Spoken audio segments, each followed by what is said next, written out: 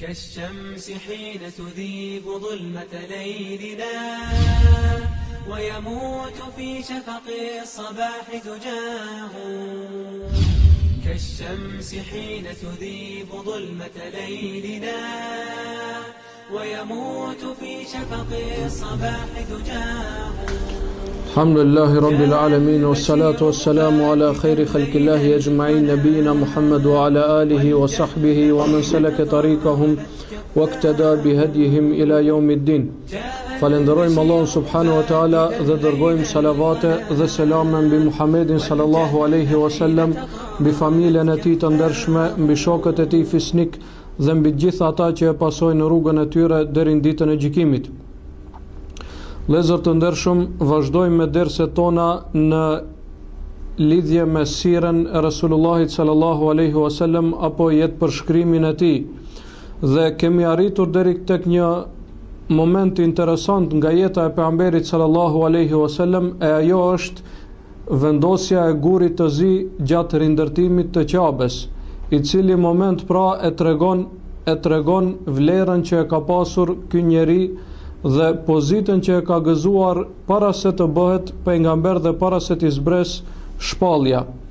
Thot Ibn Hajeri rahimahullah, duke folur për këtë ndodhi, transmeton, thot Abdurrezaki, Hakimi Taberaniu, se Qabja në gjahiljet ka qenë ndëtuar vetëm prej gurve, njëri mbi tjetrin, pa pasur ndonjë lloç në mes të tyre, pra vetëm gur të ndërtuar njëri mbi tjetrin, dhe ka qenë në formë të shkronjës D. I ka pasur vetëm dy shtylla, ndërsa kjo pjesa tjetër ka qenë në formë të shkronjës D. Dhe rreth Qabes kanë qenë shtëpit e banorëve të Mekës. Transmetohet në Sahihul Bukhari nga Amr ibn Dinar dhe Ubejdillah ibn Abi Yazid, i cili ka thënë: s'kan qenë kohën e pejgamberit a.s. rreth Qabes nuk ka pasur mur, po ka qenë Qabja dhe ka qenë një vend i hapur, pastaj kanë vazhduar shtëpit e banorëve të Mekës. Deri ka ardhur, thot Omer ibn al-Khattabi radiallahu anhu, dhe në kohën e tij i ka ndërtuar Qabes mur. Andaj për këtë shkak, pse s'ka pas një mur rreth që e mbron Qaben, pra ka qenë vetëm Qabja dhe ka pas një hapësirë pa mur, për këtë shkak kur ka ardhur ndonjë vërshim e ka dëmtuar pra ndërtesën e Qabes. Dhe kur i bëri pejgamberi alayhis salam 35 vite, erdh një vërshim i madh, pra ra shumë shi, dhe për shkak se Qabja është rrethekuar me kodra, ai që ka qenë atje e din se rreth për qark Qabes ka kodra. Andaj kur bie shi, pra uji shkon në drejtim të Qabes, dhe kjo shkaktoi që t'ja dëmtoi muret e Qabes. Andaj kurejshët u tubuan dhe vendosën që ta shembin dhe ta rindërtojnë përsëri, në këtë rast me një konstrukt më të fortë. Dhe ajo ishte në këtë formë sepse kishte ngelur që prej vitesh, pra ata e madhronin këtë objekt dhe nuk dëshironin që ta prekin pos në rast nevoje. Madje edhe në këtë rast, për shkak se e kishin në zemër madhërinë e Qabes, nuk nxituan që ta shembin, po u tubuan të gjithë dhe u konsultuan për këtë çështje. Dhe nuk nxituan që menjëherë pra ta hapin këtë vendim.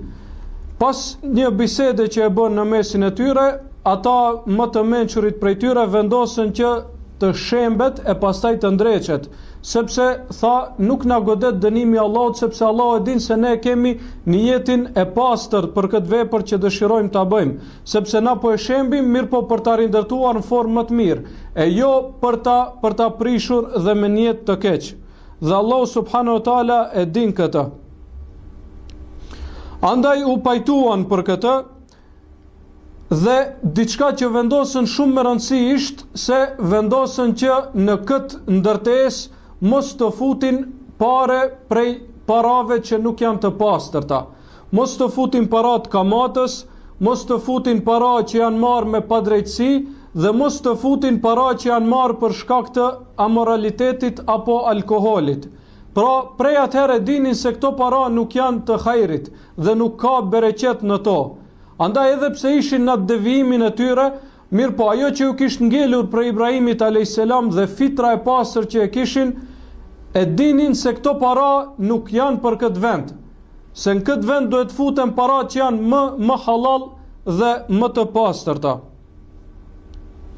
Dhe diçka që ka ndodhur gjatë kësaj, gjatë ndërtimit, se pejgamberi a.s. dihet ka marrë pjesë në ndërtimin e saj, sepse kjo ishte një vepër me vlerë tek ata.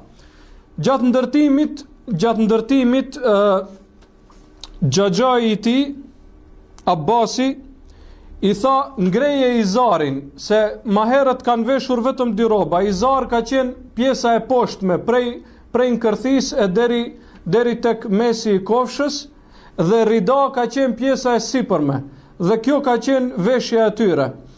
Abbasi i tha pejgamberit a.s.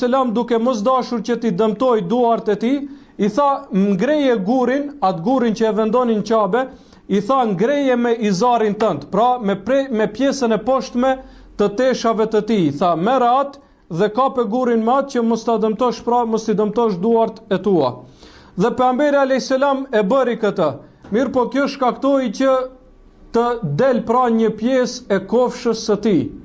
Dhe në moment kur e ngriti izarin dhe për ta marrë gurin, në atë moment i rat fikt pejgamberit a.s. Dhe u kthjell dhe tha izari im dhe e la, nuk e veproi këtë. E kjo tregon se Allahu subhanahu wa taala edhe në këtë rast e mbrojti pejgamberin e tij, pra që mos t'i shfaqet një pjesë e auretit të tij, e që ishte pra kofsha, sepse dim se aureti i mashkullit është prej nkërthisë deri në gjunjë. Pastaj vazhduan derisa i vendosën të gjithë gurzit, pra e bënën atë ndërtimin. Mirë po kjo pjesa që ndoshta e dini që ka mbetur një formë si mur, qabja tash është në formë katrore, ka mbetur një pjesë si gjysmë hark. Kjo ka mbetur sepse aq kishin para halal banorët e Mekës. Nuk kishin para halal për ta përfunduar ashtu siç ishte, se tham ishte në formë të shkronjës D, ashtu. Këtu ishte muri, kjo pjesë ishte në formë të gjysmë harkut, në formë të shkronjës D. Mirë po tash është katror dhe ajo pjesa ka ngelur jashtë, sepse banorët e Mekës nuk kishin para halal të mjaftueshme për ta kompletuar ndërtimin e kësaj. Dhe padyshim se në këtë ka urtësi prej Allahut subhanahu wa taala. Thot njëri prej dietarëve, thot më herët në Qabe hynte kush të dëshironte. Mirë po thot pastaj kur na erdhën mbretërit dhe sultanat, e mbyllën derën e Qabes dhe nuk e lejonin që të futet në të pos atë që e njihnin ata. Andaj thot Allahu subhanahu wa taala nga urtësia e tij e bëri që kjo pjesë e cila ishte origjinal pjesë e Qabes të ngel pa u përfunduar, që edhe njerëzit e thjesht nëse dëshirojnë të futen pra e të falen në mbrëmsi të Qabes. Dhe kjo është një prej urtësive pse Allahu subhanahu wa taala e ka lënë këtë pjesë të papërfunduar ashtu siç ishte më herët. Dhe thamë se e përfunduam pra tash në këtë rast në formë të katrorit, gjithsesi në formë të kubit. Mirë po e hasën një problem. E hasën një problem se nuk e dinin tash gurin e zi. Guri i zi u desh vendohet në vendin e vet. Dhe kjo ishte një pozitë me nder. Mirë po arabët kur vinin në kësi rastesh, garonin fiset me njëra tjetrën se cili do ta vendos, cili fis do ta ketë atë nder që të veçohet prej të tjerëve, e të dihet se e ka vendosur gurin e zi, pra e ka ndërtuar, se në ndërtim kanë marrë pjesë të gjithë. Mirë po kjo do ta tregonte vlerën e atij fisi.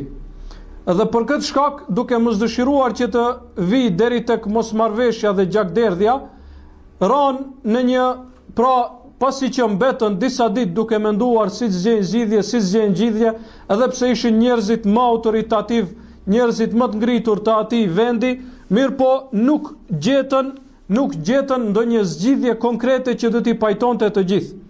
Andaj thanë, po ja lëm këtë punë Allahut subhanahu wa taala. Do të dalim nesër aty në Qabe, do të tubohemi, edhe njeriu i parë që do të vi në drejtimin ton, do të japim atij që ta vendoj gurin, edhe gjithë jemi të pajtuar, pra asnjëri nuk ngel i dëshpëruar. Dhe kështu vendosën.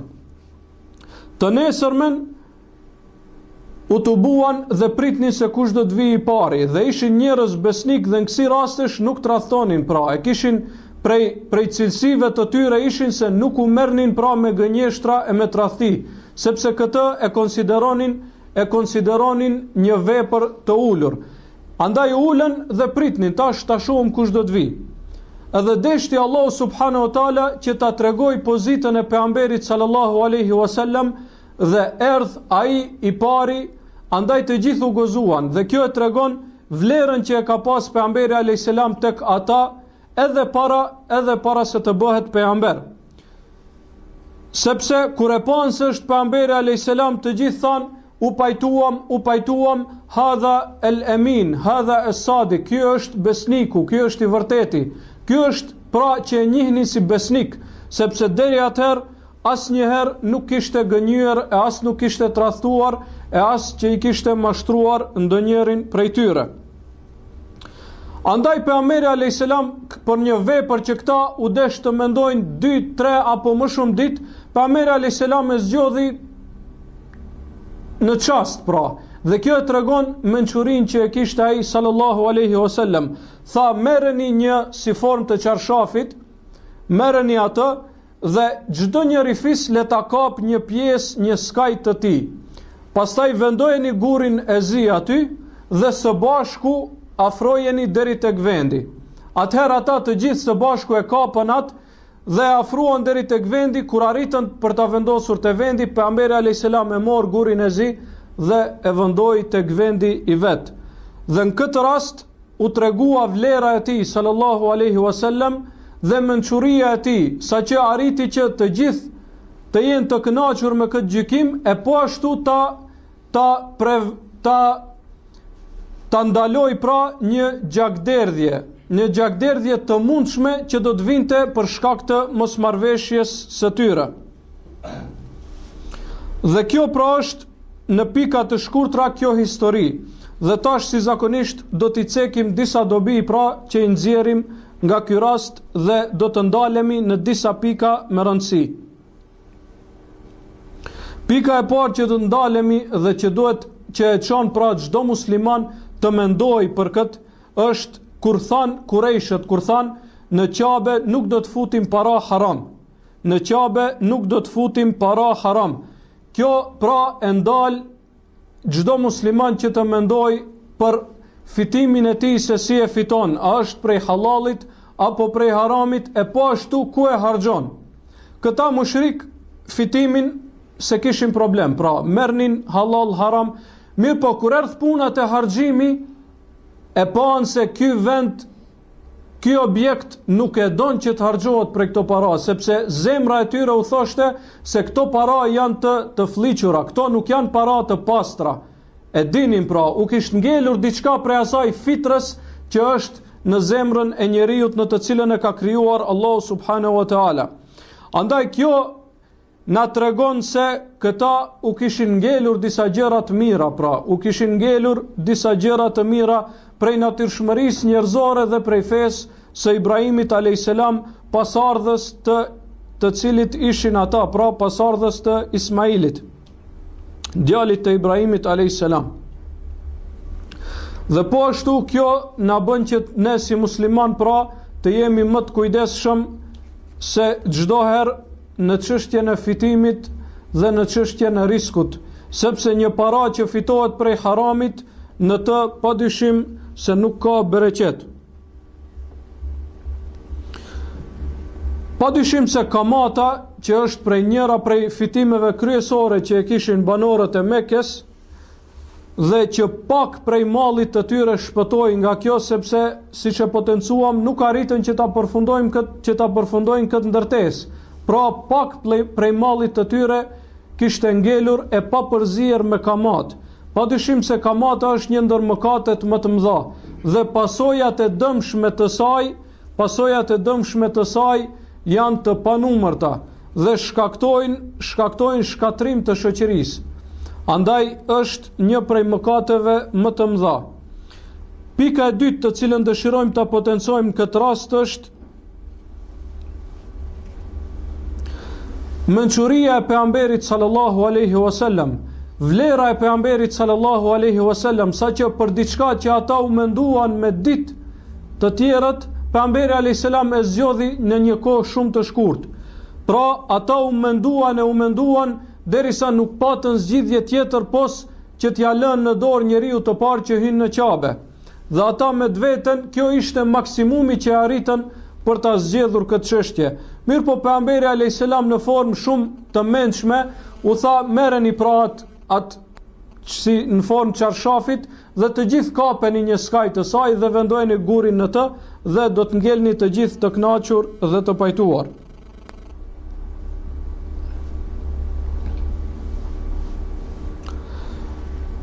Ajo që duhet të ndalemi po ashtu në këtë tregim është kur erdh pejgamberi alayhis salam se si reaguan ata, than pajtohemi, u gëzuan dhe than ky është i vërteti dhe besniku.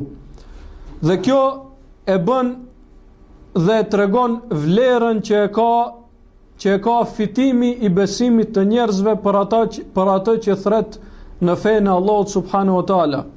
Andaj me një njeri të cilin një njoftuar mos u mundo me njëherë t'i japish shumë teori për fenë e Allahut subhanahu wa taala, po dëshmoja praktikisht se muslimanët janë besnik, dëshmoja me veprat tuaja se ti me të vërtet praktikisht po e praktikon këtë fe të cilën e thret, dhe mos u lodh shumë me teori para atij, po fitoja besimin e tij, e pastaj çdo fjalë që ti ja thua dhe çdo fjalë që del prej gojës tënde do të ketë ndikim te zemra e tij. Dhe kjo ishte ajo që Allahu subhanahu wa taala deshti që pejgamberi i tij të bëj përgjatë 40 viteve. Saqë kur u bë pejgamber nuk kishin pra ku të kapen tek ai sallallahu alaihi wasallam dhe asnjëri prej tyre nuk kishte se si ta vërtetoj atë dëshmin e rrejshme të cilën e thonin për shkak të inatit të tyre kundër pejgamberit sallallahu alaihi wasallam, sepse nuk u kishte lënë hapësirë pejgamberi alayhis salam që ata pra t'ja njollosin besnikrinë e tij. Dhe në momentin kur i erdh shpallja, hypi mbi një kodër dhe i thiri të gjithë fisin e tij më të afërt, sepse ata ishin më primar që t'ua kumtoj një herë shpalljen dhe u tha: O ju Kurejsh, sikur unë t'ju thoja se një ushtri e keni pas kësaj kodre, e cila do të vi dhe do t'ju rafshoj dhe do t'ju sulmoj, a do të më besonit?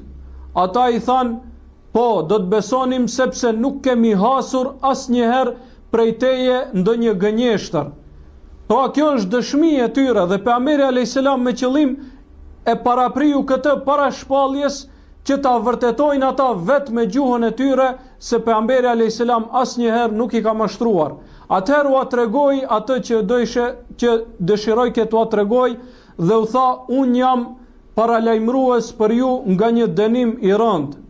Pra unë jam pejgamberi i Allahut i cili ju paralajmëron juve nga një dënim i rëndë prej Allahut subhanahu wa taala, nëse nuk i përmbaheni asaj me të cilën ai më ka urdhëruar që t'ua transmetoj juve. Dhe në këtë rast ata nuk ishin se çka thonin banorët e Mekës dhe e lanë me kaq, pra u larguan, mirë po nuk kishin se si ta akuzojnë me gënjeshtër ose me ndonjë gjë të tillë. Andaj kjo është shumë me rëndësi për thirrësin në fenë e Allahut subhanahu wa taala, që ta fitoj besimin e njerëzve praktikisht para se të futet pra në thirrjen e tyre dhe para se, siç thon populli, shumë t'ju shes mend atyre, duhet ta vërtetoj me vepër se ai është besnik dhe se këto fjalë të cilët ai po i thot me të vërtet kanë ndikuar tek ai.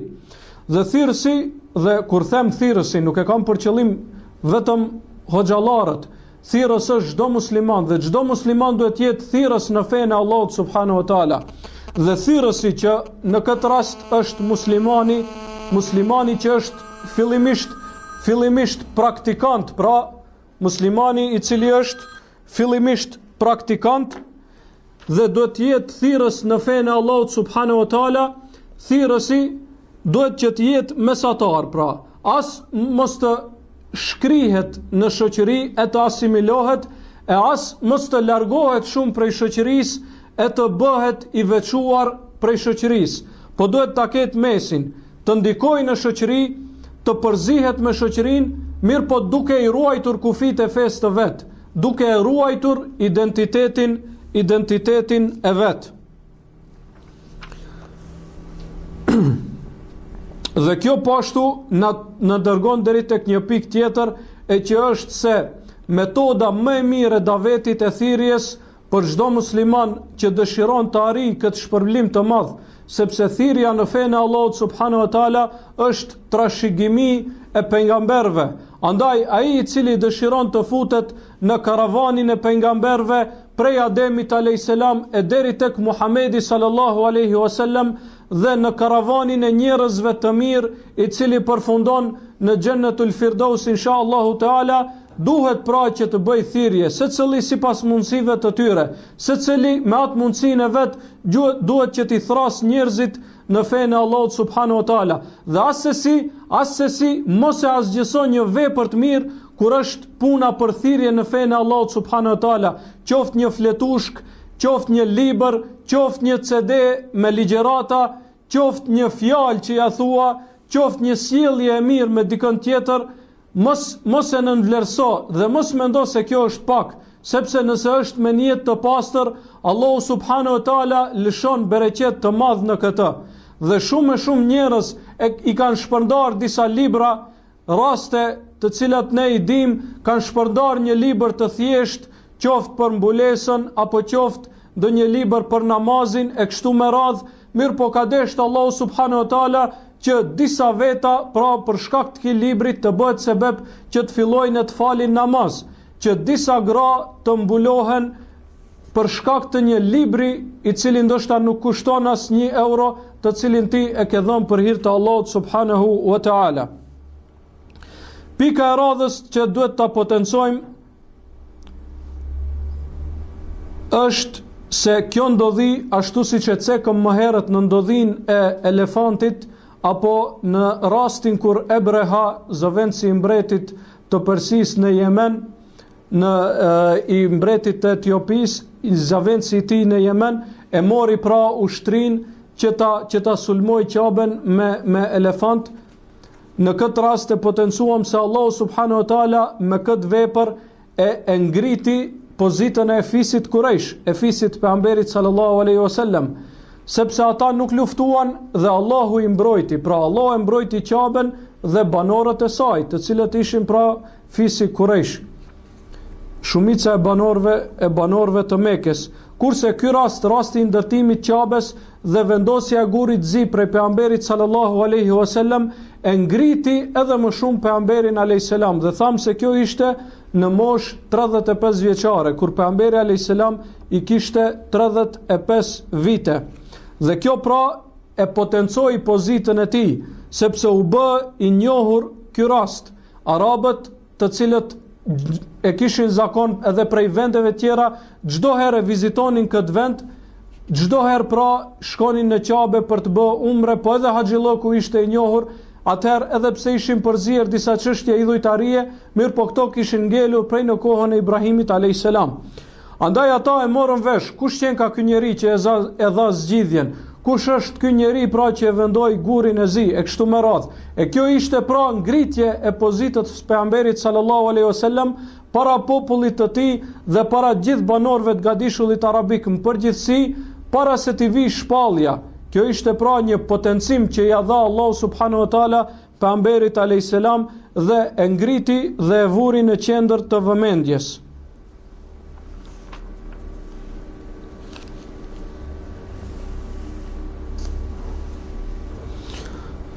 Pashtu në ndodhin e ndërtimit të Qabes ka shenjë pejgamberlloku, pra një shenjë dhe një isharet deri tek njerëzit se ky njeri pra është i vlefshëm dhe është kompetent për të bërë pejgamber prej Allahut subhanahu wa taala, sepse u zgjodhi një problem shumë të madh, për të cilin ishin tubuar të gjithë dhe nuk ishin arritur të japin një zgjidhje konkrete. Andaj kjo tregon se ky njeri është i aftë që të udhëheq me atë popull, është i aftë që t'ua zgjidh problemet e tyre, dhe kjo pra është e mbjellur në qenjen e tij para se t'i vinë pra udhëzimet prej Allahut subhanahu wa taala, sepse Allahu subhanahu wa taala e kishte krijuar pra në formën më të mirë dhe në gradën më të lartë të cilën mund të arrijë një krijesë që është njeriu. Po ashtu, ai rasti kur e ngriti izarin pejgamberin alayhis salam dhe ju shpalua një pjesë e kofshës së tij, tregon se Allahu si e ka mbrojtur këtë pejgamber. Tregon mbrojtjen që ja ka bërë Allahu subhanahu wa taala këtij njeriu në çdo moment. Pra edhe pse kjo dikujt mund t'i duket si diçka e vogël, që të duket kofsha para të tjerëve, mirë po Allahu subhanahu wa taala e mbrojti edhe prej kësaj dhe nuk e lejoi që ta bëj këtë gabim. Dhe tash do të futemi në një kapitull tjetër e që ka të bëj me mbrojtjen që ja ka bërë Allahu subhanahu wa taala pejgamberit alayhis salam para shpalljes që i erdh.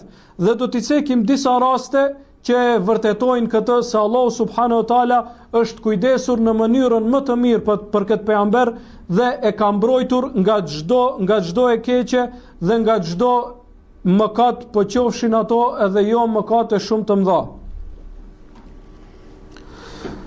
Rasti i parë që do ta potencojmë është se pejgamberi alayhis salam asnjëherë nuk i ka madhruar idhujt. Pejgamberi alayhis salam në asnjë moment nuk i ka madhruar idhujt. Në asnjë moment nuk i ka adhuruar idhujt. Në asnjë moment nuk ka treguar respekt për idhujt, të cilët ishin të shumtë rreth Ka'bes, ishin dikund 360 idhuj.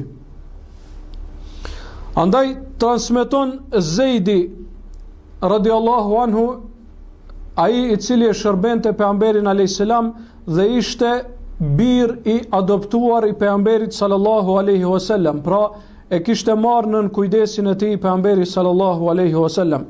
E tregon një rast kur kanë bërë tavaf rreth Ka'bes me Muhammedin sallallahu alaihi wasallam duke thënë, kur thot wa tuftu mahu dhe bëra tavaf me të sallallahu alaihi wasallam, falamma marart masaht bihi, kur erdha afër një idhullit që e kishim, thot une e preka atë që për të fituar e kishin zakon që ta prekin në shenjë të bereqetit, pra prej atij idhulli.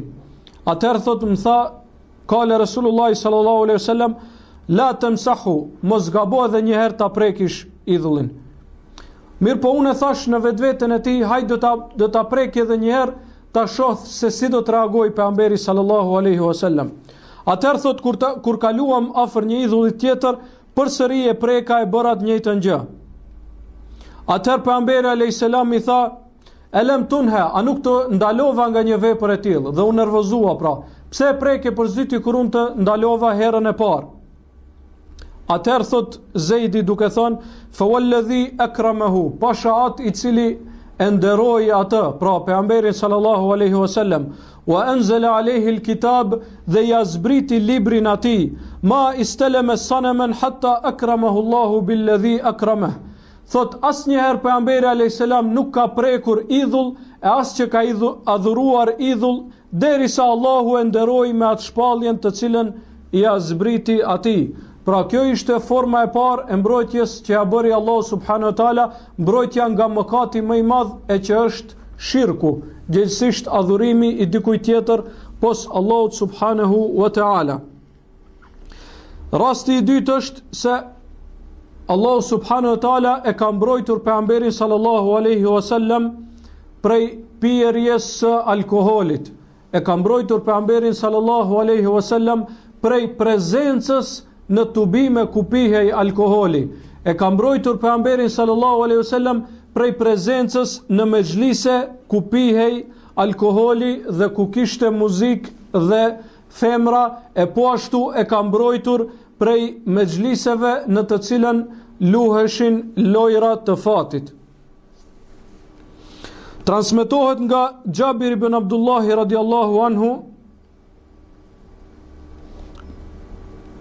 nga Ali ibn Abi Talib radiallahu anhu, thot e kam dëgjuar pejgamberin alayhis salam duke i përkujtuar pra ditët para se të bëhej pejgamber, duke thënë, ma hamamtu bi shay'in mimma kana ahlu al-jahiliyyati yahummun bihi min al-gina illa leylatayn. Thot, asnjëherë nuk kam deshur të prezentoj në tubime dhe në manifestime ku kishte muzikë dhe ku të bonin të ri të Mekës, për vetëm se 2 herë. Dhe atëherë kur e kanë thirrur pra shokët e tij, 2 herë thot u pajtova që të shkoj. Mirë po thot, në të 2 rastet deshti Allahu subhanahu wa taala që gjumi të më kaploj para se të arrijë në atë vend. Dhe nuk u zgjohesha prej gjumit vetëm se pasi që kishte përfunduar ai tubim. Dhe prej atëherë thot më asnjëherë nuk kam shfaqur dëshirë për të shkuar në ato vende. Dhe kjo po ashtu e tregon se Allahu subhanahu wa taala e ka mbrojtur pejgamberin sallallahu alaihi wasallam nga çdo vepër e cila nuk është pra e hishme për njeriu që do të bëhet pejgamber pas disa viteve, dhe nuk është e hishme për çdo njeri tjetër. Andaj Allahu subhanahu wa taala e tregoi pra që nesër kur të vi dhe t'ja ndaloj disa gjëra, mos të thonë po ti deri dje i veprojshe, e tash mundohesh të na ndalosh neve. Dhe çdo pejgamber i Allahut subhanahu wa taala, çdo pejgamber i Allahut subhanahu wa taala asnjëherë nuk është pajtuar me popullin e vet në adhurimin e idhujve dhe në amoralitet. Asnjëherë në amoralitet, në vepra të ndyta dhe në adhurimin e idhujve, asnjë pejgamber nuk i ka vepruar ato para pejgamberllëkut e as pas pejgamberllëkut, në mënyrë që Allahu subhanahu wa taala nuk ka deshur të lejë atyre asnjë argument kundër pejgamberëve të tij. Asnjë argument, saqë edhe Musa alayhis salam kur pra e mbrojti atë njeri që ish duke rrahur dhe goditi atë njeriu tjetër, goditje nga e cila ai vdiq. Dhe kjo pra për këtë nuk ka gjinah Musa alayhis salam sepse ishte pa qëllim. Edhe në këtë rast faraoni pra nuk e la pa ja përmendur këtë rast Musait alayhis salam duke thonë ti e mbyte një njeri nga mesi jon, edhe pse për këtë nuk kishte gjunah Musa alayhis salam. Për këtë shkak Allah subhanahu wa taala e ka bërë që pejgamberët e tij asnjëherë mos pajtohen me popullin e tyre në amoralitet e as në adhurimin e idhujve, sepse atëherë kjo do të konsideroj pengesë mes tyre dhe mes pranimit të shpalljes nga ana e Allahut subhanahu wa taala. Një rast tjetër interesant që tregon se pejgamberi alayhis salam ka qëndruar në fenë e Ibrahimit alayhis salam edhe para se mi u shpall Kur'ani famlart, është hadithi që transmeton Jubair ibn Mut'im, i cili thot adlaltu ba'iran li yawm Arafa, më humbi një kafshë imja ditën e Arafatit, andaj dola rreth Arafatit që ta shoh se mos do ta gjej dikund atë kafshën time. Thot dhe kështu duke kaluar në për njerëz dhe në për tenda, duke hulumtuar për kafshën time, e pash Muhammedin sallallahu alaihi wasallam duke qëndruar me njerëzit. Dhe unë u habita, sepse Kurejshët thot në atë kohë e kishin zakon që ditën e Arafatit të ndalen në Muzdelife. Nga krenaria e tyre nuk bashkoheshin me arabët tjerë.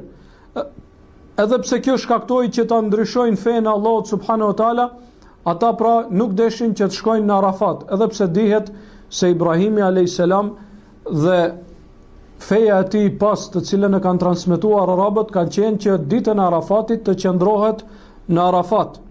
Mirë po ata pra shpikën diçka në fenë e tyre, bën një bidat në fenë e tyre duke thonë se ne jemi banor të Mekës, ne shkojmë në Arafat kur të dëshirojmë, andaj s'ka nevojë që ditën e Arafatit të përzihemi me kallabllokun e njerëzve, sepse ne mund të shkojmë në një ditë tjetër.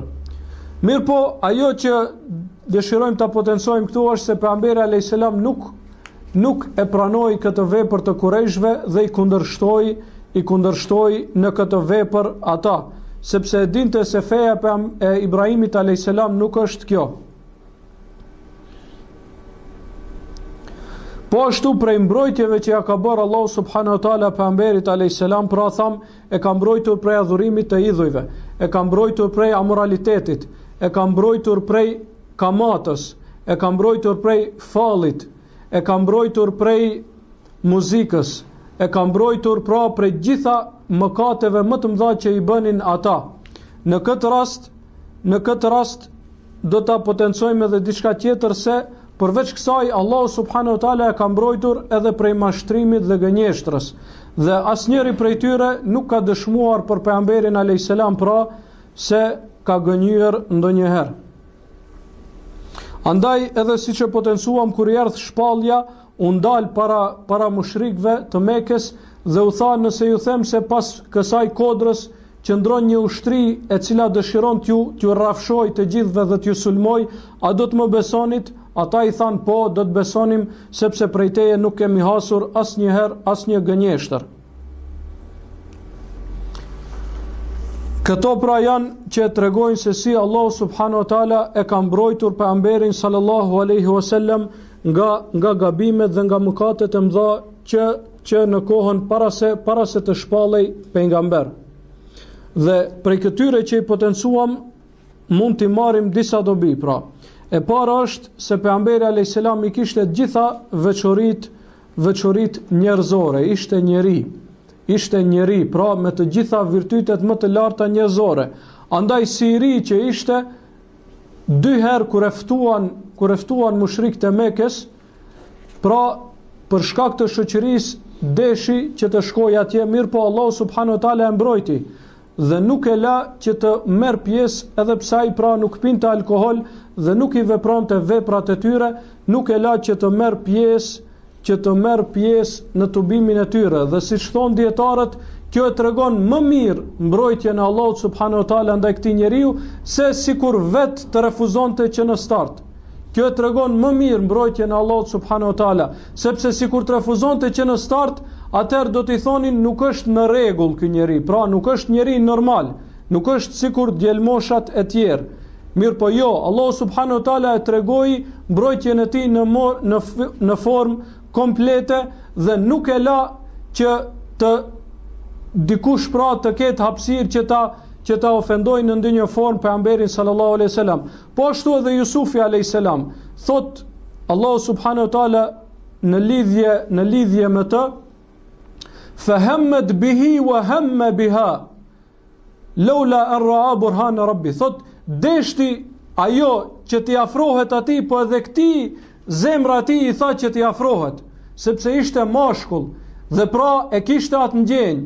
Nuk është se Jusufi a.s. nuk i ka pas këtë ndjenja të zhvilluara, i kishte, mirë po thot atëherë po argumentin e Allahut subhanahu wa taala, dhe kjo është më e fortë dhe më e fuqishme në mbrojtjen e tij se sa sikur të rinte pra indiferent që në start, sepse atëherë dikush mund të thojë ndoshta ka pasur ndonjë problem pra që ka qenë indiferent prej në fillim. Dobia e dytë që e fitojmë prej këtu është se Allahu subhanahu wa taala e ka mbrojtur, pra që duhet ta potencojmë është se Allahu subhanahu wa taala e ka mbrojtur pejgamberin e tij nga të gjitha mëkatet dhe devimet që i kishin banorët e Mekës, duke filluar prej te më i madhi e që ishte shirku në Allahun subhanahu wa taala e deri tek mëkatet tjera me radhë.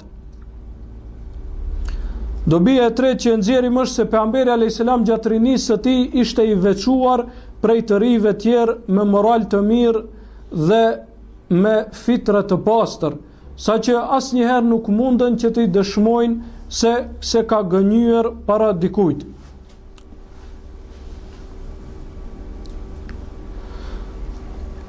Ekzistenca e këtyre moraleve në shpirtin e pejgamberit alayhis salam para se t'i vi shpallja e tregon vlerën që duhen ta kenë këto tek thirrësi në fenë e Allahut subhanahu wa taala, sepse padyshim se çdo sebeb me të cilën ti ndikon që fjala yte të dëgjohet tek të tjerët është për të pranuar dhe duhet që të mirret nga ai që thret në fenë e Allahut subhanahu wa taala, dhe tham se thirrja në fenë e Allahut subhanahu wa taala nuk është e veçantë vetëm për dikënd, po vlen për të gjithë muslimanët me aq sa kanë mundësi.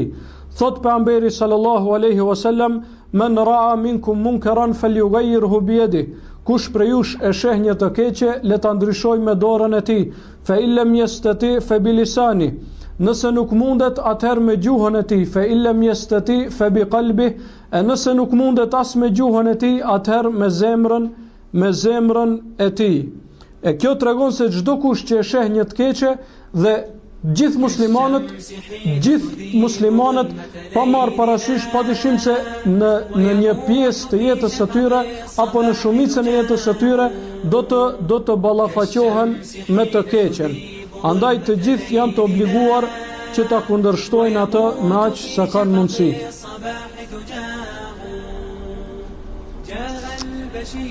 Me kaq po e përfundojmë atë që dëshironim ta thojmë për sot.